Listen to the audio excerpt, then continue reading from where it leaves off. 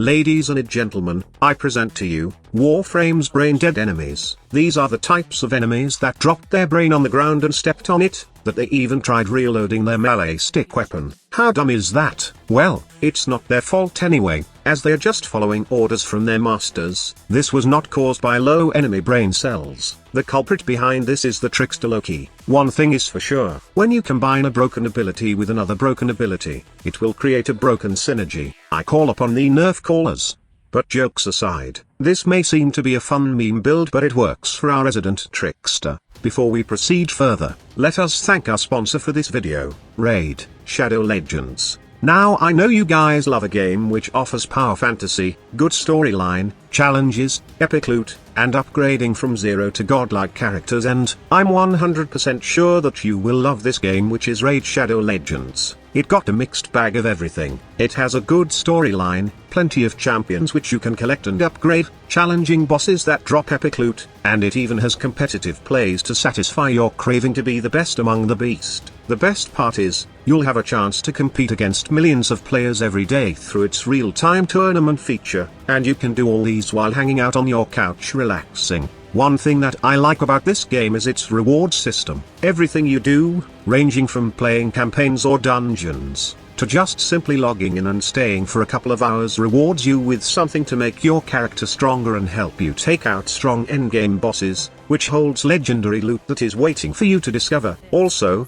new stuff is never scarce on this game. Raid just released the Artifact Forge, where you can save time and craft artifacts directly, as well as a whole new advanced quest system with amazing rewards. And that's not all. They also brought out some amazing new champions, and they're developing the amazing looking Doom Tower as we speak. If you will join the million of players enjoying this game right now, then you can get 100,000 silver, plus one free champion, which is a perfect starter for new players. Simply click the special link I've included on the video description to get your free champion and 100,000 silver. All this treasure will be waiting for you here, and take note that these rewards are only available for a limited time, so I advise you to hurry and claim it now. See you in Teleria and happy raiding. Okay, back to business. We all know that Loki can disarm enemy guns using his fourth ability, and with its irradiating disarm augment, it will make the enemies attack each other using their puny stick until the duration of the radiation effect ends. This is good enough to not use invisibility, but why just stop the when you can make dumber?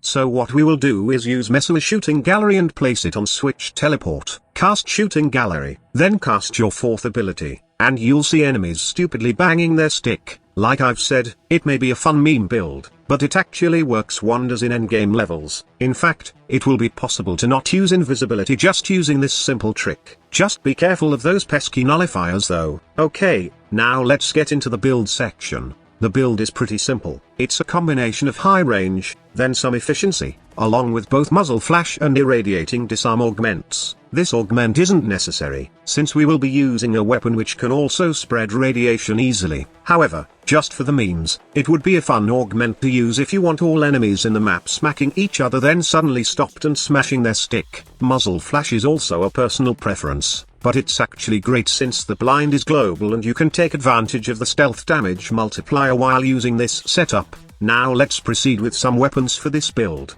This is pretty controversial, as I named this the new gas meta. Some players tend to disagree since they don't see any large numbers on their screen, but mind you, this build actually works at high levels. Admittedly, gas is not the same as before. If the past nerf wasn't enough, the new status change has drastically made it weaker compared to other elements like heat and toxin. However, gas does work well if you can somehow group enemies. The gas ticks will not be astonishing, but the small explosion does do good damage to enemies around the target that dies from gas procs. You may not see it on this video, but I advise you to check the video that is included at the very end of this guide, or you can try it for yourself. What I've done in my previous video was infused Ensnare on my Loki to group enemies, and then I used Kuvanuka to proc some status and finish them with my gas or melee weapon. The gas damage wasn't highlighted on the build, since enemies die easily because of the combination of heat, slash, then gas. I feel so ashamed of myself for not explaining the video well, so I really think I need to redeem myself. Anyway, this is part of the Untouchable video as it's another variety to the build. So, let's carry on. Like I've said, I'm sorry for not explaining the synergy thoroughly, as I thought that you already know the idea behind this thing that I claimed, the new gas meta. So, forgive me for being ignorant. But to make it clear, gas doesn't do a thing when it's applied to just one enemy. It does better when you group them, because when enemies die, they create gas clouds, and that gas cloud will kill those enemies within the area. You might not see it when you apply status with Kuvanuka, as it gets mixed up with heat and the fact that slash can also proc on the Zor I'm using, but it's there, and when enemies explode, it creates a wonderful gas cloud that slowly suffocates and take out the life of enemies nearby. You may not see million of damage on your screen, but it's constantly stacking kills after kills, and it does get the job done.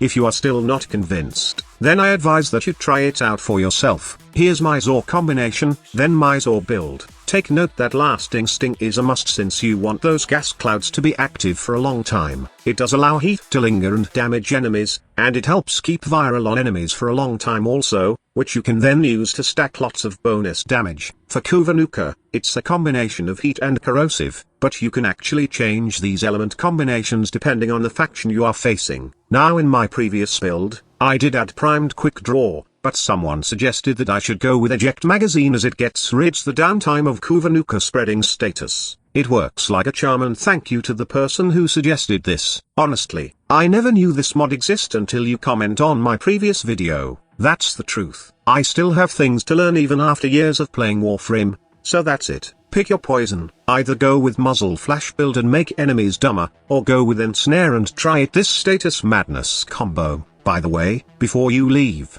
I would just like to say a few words. Although I don't usually show you footage of some high-level plays, I make sure that all builds that I'm showing are not just for shows, and can be used in real mission scenarios. My long-time subscribers already knew this, and I'm thankful for understanding the time constraints right now for doing YouTube videos and real life. For my new subscribers, rest assured that all the builds I'm showing on this channel are real mission ready. Sorry for the confusion, and I'll do better next time. Thank you all for your love and support, and my patrons. I will have an update video coming up. I know all of us have their own business to take care of during these trying times, but always remember to keep your heads up. Do not lose hope.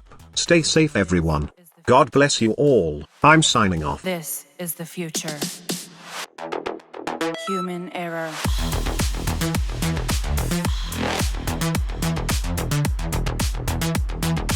Evolution.